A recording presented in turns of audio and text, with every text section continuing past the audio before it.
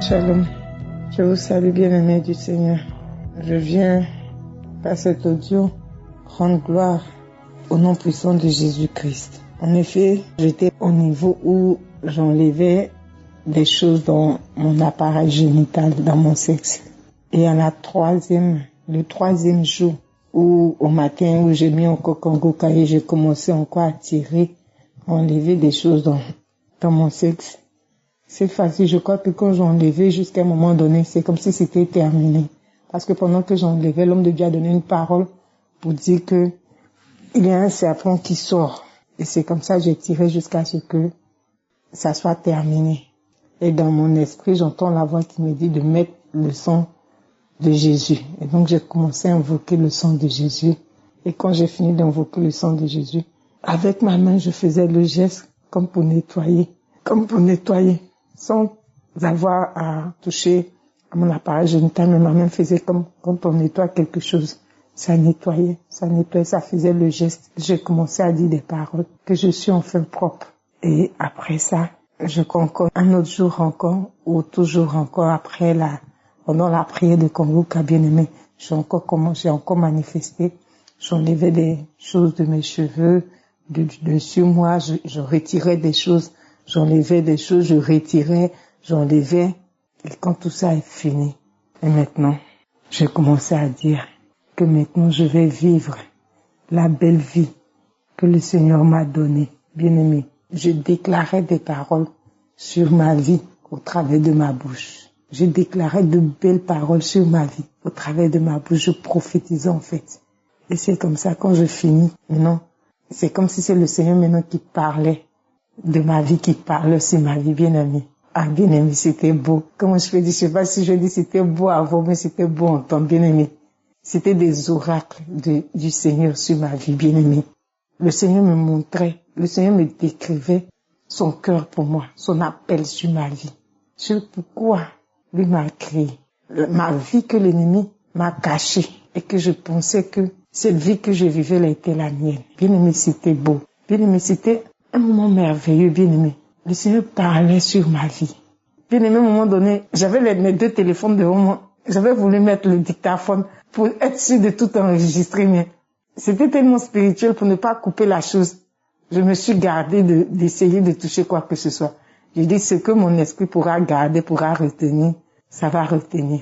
Donc, j'ai pas voulu toucher à mon téléphone pour mettre le dictaphone. Mais vraiment, c'était merveilleux d'entendre le Seigneur parler sur ma vie. Et ces paroles-là, elles venaient confirmer des paroles que j'avais reçues pendant des moments de prière, dans des enseignements. Mais bien aimé, il y avait une différence entre ce qu'on peut dire au milieu de plusieurs personnes où tu reçois la parole. La parole te parle. Tu sais qu'elle t'est adressée. Mais cette fois-ci, elle est particulière. Tu sais que c'est à toi et c'est à personne d'autre. C'est à toi que cette parole est adressée. Vraiment bien aimé. C'était divin. C'est beau. C'est comme ça que c'est terminé mon processus de délivrance. Et c'est ce que je voulais partager avec quelqu'un. Vraiment, c'est venu me ressourcer, me donner des forces, me donner de l'espérance. Et comme ça, le Seigneur m'a révélé mon appel véritablement. Et quand j'ai vu tout ce temps où ma vie est passée sans rien être de tout cela, ça veut dire à la fin de tout l'entretien, tout et tout, maintenant j'ai commencé à réfléchir dans mon cœur, je me suis dit, mais c'est que je suis en retard. Si toutes ces belles choses-là, je devais les faire et que jusqu'à aujourd'hui, à cet âge-là, à 40 ans passés, il n'y a rien qui s'est produit, c'est que je suis en retard. Mais bien aimé, alors que j'ai pensé ça dans mon cœur, c'est le samedi que ça s'est passé, le samedi matin. J'écoutais le Congo le samedi matin, non, c'est le samedi matin que j'ai eu cette pensée-là. Le lendemain était l'indépendance, le 7 août. Donc, à l'indépendance, on va au moment de l'indépendance, bien aimé. Et pendant le moment de prière, l'homme de Dieu est en train de prier pour chacun de nous. Alors qu'il vient pour prier pour moi, bien aimé, le Seigneur met cette parole-là dans sa bouche pour moi. C'est la seule phrase qu'il a dite sur ma vie, que tu n'es pas en retard. Bien aimé, j'ai reçu ça comme une réponse de Dieu pour moi. J'ai examiné avec mes yeux humains, j'ai regardé. Mais si je devais faire toutes ces choses et que jusqu'à aujourd'hui je ne les ai pas faites, c'est que je suis en retard. Mais le Seigneur m'a dit non, je suis pas en retard. Et je bénis véritablement le nom du Seigneur pour cela. C'est venu me fortifier. Alors moi aussi, je viens rendre ce témoignage avec l'espérance que ça puisse fortifier quelqu'un. pour dire que le Seigneur entend nos prières et quelles que soient les conséquences ou même tout ce que l'ennemi a pu faire vivre à quelqu'un qui aujourd'hui regarde sa vie et peut-être se dit qu'il reçoit de sa vie. Je veux dire que Dieu est le maître des temps des circonstances. Il est capable de nous prendre de rien pour nous amener à la position où il veut. Et ce que j'oubliais pendant ce moment-là, pendant que tout cela se passait, le Seigneur mettait des cantiques dans ma bouche. Alors que le Seigneur parlait sur ma vie, il mettait des cantiques dans ma bouche. Et quand je me rappelle de ces cantiques-là, je bénis l'homme de Dieu. Je bénis toute son équipe, sa maison, sa famille. Soyez bénis, soyez véritablement bénis, bénis, bénis, bénis. Bénis parce que vous êtes pour nous des sources de bénédiction. Que le Seigneur déverse dans vos vies, dans vos ministères, dans vos vies de tous les jours, une dose bien secouée, bien frappée. Car la Bible déclare que celui qui arrose est arrosé, que le Seigneur vous arrose abondamment pour tout ce que au travers de votre vie, nous recevons comme délivrance, comme restauration. Au nom de Jésus, j'ai témoigné. Amen.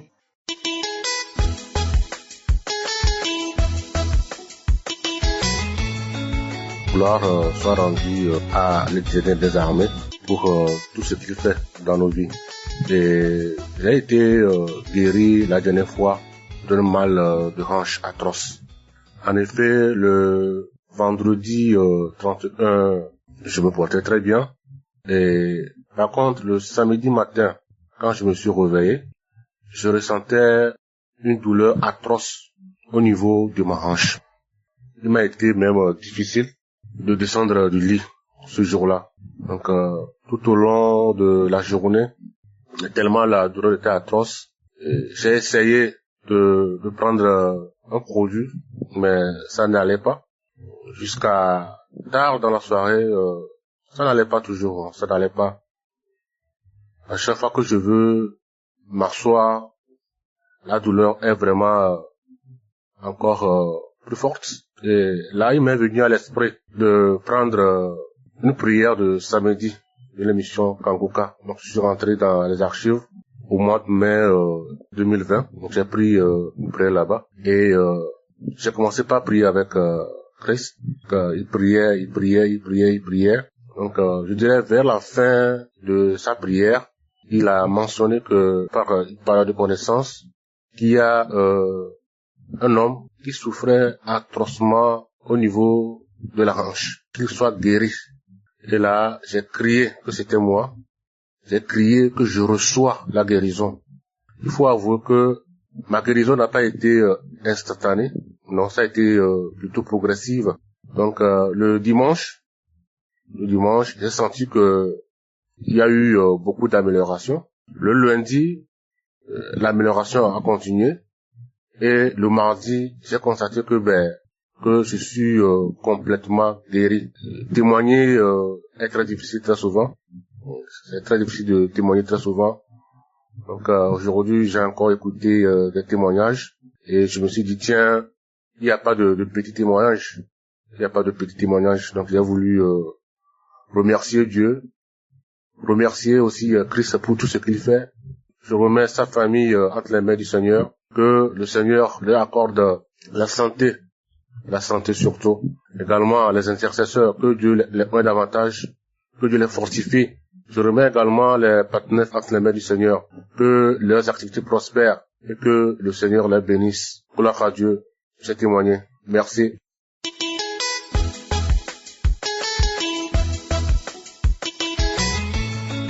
Bonjour mes frères et sœurs. Je suis une sœur ivoirienne vivant au Canada. Ce matin, je viens rendre mon témoignage pour édifier quelqu'un, pour dire à quelqu'un qui me suit, qui suit cette émission Kangoka, que le Seigneur existe, que le Seigneur y vit, il est réellement vivant. Il écoute ses enfants, il écoute réellement tout ce que nous lui demandons. Alors il déclare qu'il nous aime, pas de l'amour des hommes. Je voudrais rendre une série de témoignages concernant ma vie. Frères et sœurs, j'aimerais vous dire ce matin que lorsque je venais pour la première fois au Canada, à l'aéroport, j'ai fait un petit, je sais pas, mon pied avait décalé juste un peu pendant que je partais monter dans l'avion. Et arrivé au Québec, j'ai eu tellement mal aux pieds. durant des mois. Mon pied me faisait mal. Je prenais des médicaments, mais ça ne passait pas. La douleur, le pied s'enflait toujours. Je disais au Seigneur que j'ai besoin de ce pied pour marcher dans ce pays, pour pouvoir travailler. Si je ne travaille pas, comment est-ce que je vais faire ici dans ce pays où je suis seule? Et je n'ai pas désespéré. Le pied était enflé, ça se voyait. Même quand je porte la chaussure et j'avais du mal même à marcher, je boitais presque, mais j'ai pas désespéré. J'ai continué de prier. Toutefois que je priais avec Angouka chaque samedi, je mettais la main sur mon pied et je priais. Ma sœur me disait, mais va à l'hôpital, va à l'hôpital. Je dis non. Moi, j'ai quelqu'un qui est meilleur que l'hôpital. J'ai celui-là qui est meilleur que les médecins humains. Je sais qu'il va me guérir. Je sais que je vais recevoir ma guérison. Et c'est comme ça que j'ai continué à prier. Un matin, j'ai constaté que le pied qui est enflé a commencé à s'abaisser. Ça a été progressif, ça n'a pas été un coup. Ça a été progressif et le pied a commencé à diminuer jusqu'à la douleur est complètement partie. Je sentais comme une fracture à l'intérieur et la douleur est complètement partie. Je disais que le Seigneur va fortifier ce pied. Le Seigneur va régénérer ce pied et c'est ce qui s'est passé.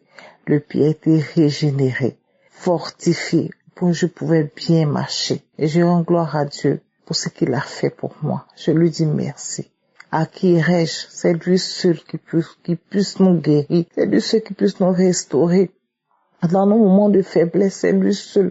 Dans nos moments de souffrance, de douleur, c'est le seul Dieu. C'est lui la seule qui a compassion de ses enfants. C'est sur lui seul que nous pouvons compter. J'aimerais lui dire encore ce matin merci. Et ça, c'est mon premier témoignage. Le deuxième témoignage est que j'avais une forte douleur à la poitrine. Je sentais comme un picotement. Quand je suis là je sens comme un picotement dans ma poitrine. Et je disais, Seigneur, moi, j'ai pas d'argent ici pour aller à l'hôpital. J'ai pas d'argent.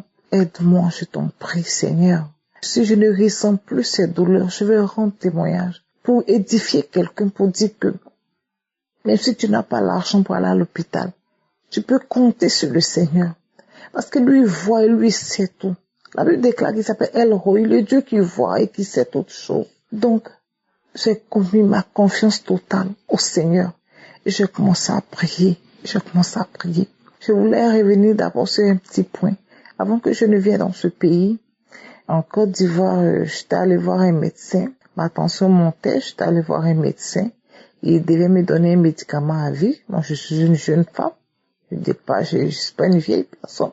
Vous prenez un médicament à vie, j'ai dit non, moi je refuse, je ne prends pas de médicaments à vie. Mon Seigneur est vivant, comment puis-je prendre un médicament à vie? Je refuse de prendre ce médicament. J'ai refusé de prendre ce médicament. Après mon voyage ici, j'ai continué de prier avec Kangouka. Moi je connais Kangouka il y a longtemps, depuis 2022, par le biais d'un ami à mon époux. Et c'est comme ça que, arrivé ici, j'ai continué de prier. J'ai pas voulu prendre de médicaments. Mais quand je marche, souvent je me sens étourdie, souvent je vois que je suis fatiguée, je vois qu'il y a quelque chose qui ne va pas en moi et je me suis confiée à Dieu, je dis Seigneur, aide-moi. Seigneur, donne-moi la force, donne-moi la santé. C'est comme ça que je priais tout le temps. Seigneur, donne-moi la santé. Si tu enlèves cette douleur que je ressens dans ma poitrine, je vais rendre témoignage à la gloire de ton nom. Et quelqu'un sera édifié pour dire, pour croire en toi, pour avoir la foi, pour garder la foi que tu es capable de guérir. Toi qui appelles les choses qui sont mortes à la vie. Toi qui ramènes les morts à la vie, Seigneur, tu es capable de me guérir. Tu es capable de me restaurer, papa. Tu es capable. Et c'est comme ça qu'un matin, je suis là depuis 1 an et plus. Et c'est comme ça que, un matin, j'ai senti comme, ce que je sentais comme un picotement est sorti de mon cœur. Et je l'ai senti dans mon bras, comme si ça se déplaçait dans mon bras jusqu'à dans mes doigts. Et j'ai senti la chose quitter mon corps. Et depuis ce jour, ce picotement que je ressentais, c'est parti. Et je bénis le Seigneur. Je lui dis merci. Merci. Ça, c'est mon deuxième témoignage. Mon troisième témoignage est que, il n'y a pas vraiment longtemps, à 3 jours plus tard, 3 jours en arrière, voilà, j'étais couchée et à 2h du matin, j'ai senti une douleur au ventre qui m'a réveillée, au ventre sur mon côté gauche qui m'a réveillée dans la nuit. Quand j'ai regardé la montre, il était 3h du matin ici. et je pouvais plus dormir. J'ai pris l'émission, j'ai cherché une émission dans les archives et j'ai commencé à écouter. J'ai écouté les témoignages, ensuite j'ai écouté la prière. Pendant que Christ est en train de prier, il n'a même pas mentionné la maladie. C'est pourquoi Christ nous dit tous les jours qu'il n'a pas besoin de mentionner la maladie, mais seulement il faut seulement croire. Il faut seulement croire. Et c'est comme ça que j'ai cru.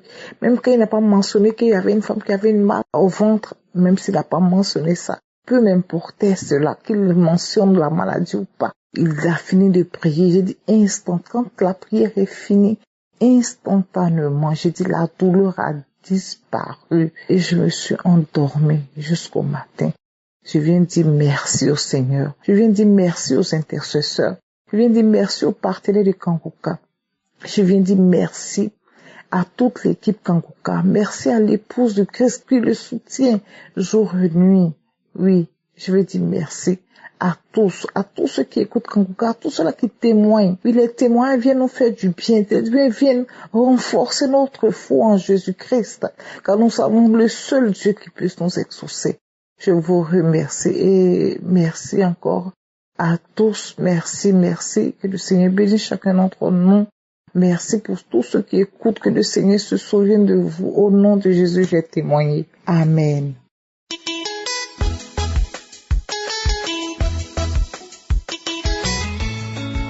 Shalom, chers frères et sœurs dans le Seigneur. Je suis une femme béninoise, je viens donner mon témoignage des bienfaits de l'Éternel dans ma vie.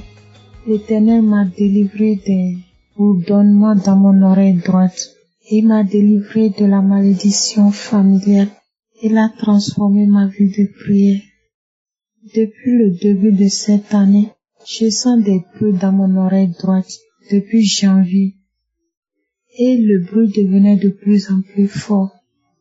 Pendant la prière du samedi passé, l'homme de Dieu a mentionné qu'il y a quelqu'un qui ressent du bruit dans son oreille. Que ces bruits-là cessent maintenant au nom de Jésus. J'ai saisi avec foi. J'ai dit, Seigneur, c'est moi. Merci de m'avoir localisé. Merci parce que je sais, j'ai la foi que tu m'as déjà délivré, tu m'as guéri.